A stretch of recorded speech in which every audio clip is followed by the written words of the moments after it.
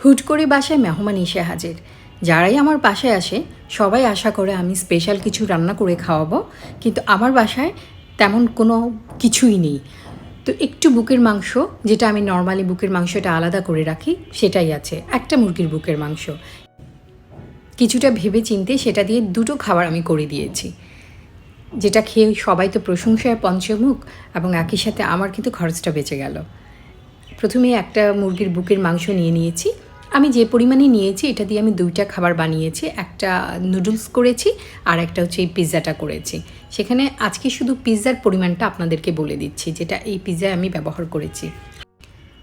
Half cup মুরগির বুকের মাংস, 1 টেবিল চামচ সয়া সস, 1 চা চামচ আদা বাটা, হাফ চা চামচ মরিচের গুঁড়া এবং একটু লবণ দিয়ে একটু ভালো করে মিশিয়ে নিচ্ছি।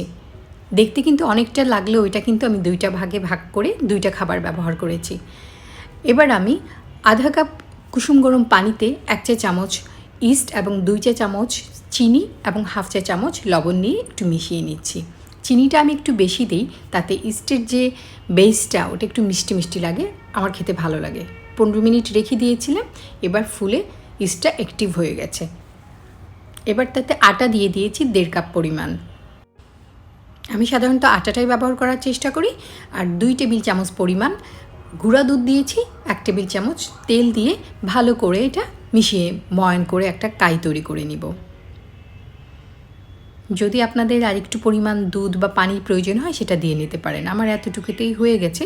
খুব ভালো করে এটা ময়ান করে একটা ডো তৈরি করে নিয়েছি। এবার আমি কিছুক্ষণের জন্য এটা রেস্টে রেখে দিব। এই ফাঁকে অন্যান্য ইনগ্রিডিয়েন্টস রেডি করে নিব। একটা কড়াইয়ে 2 টেবিল চামচ তেল দিয়ে অর্ধেকটা মুরগির মাংস একটু নেড়েচেড়ে ভেজে নেব। খুব বেশি সময় লাগবে না, 7 থেকে 8 মিনিটের মধ্যে মুরগির মাংসটা ভাজা হয়ে যাবে এবং বেশ সফট থাকবে তাতে। মুরগির মাংসটা ভাজা হয়ে গেছে, আর এদিকে যে কাইটা তৈরি করেছিলাম সেটাও কিন্তু ফুলে ডবল হয়ে গেছে। আমি আবার একটু ময়ান করে নিব। তারপর একটি পিৎজা ট্রেতে এটা ছড়িয়ে দিব।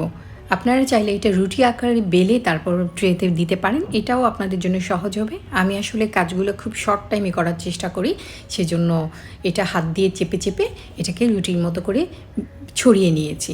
আর পিৎজা ট্রেতে আমি একটা কাগজ বিছিয়েছি, কারণ আমার ট্রেটা একটু রং উঠে গেছে, সে কারণে এটা আমি কাগজের উপর তেল ব্রাশ করে তারপর দিয়ে দিয়েছি।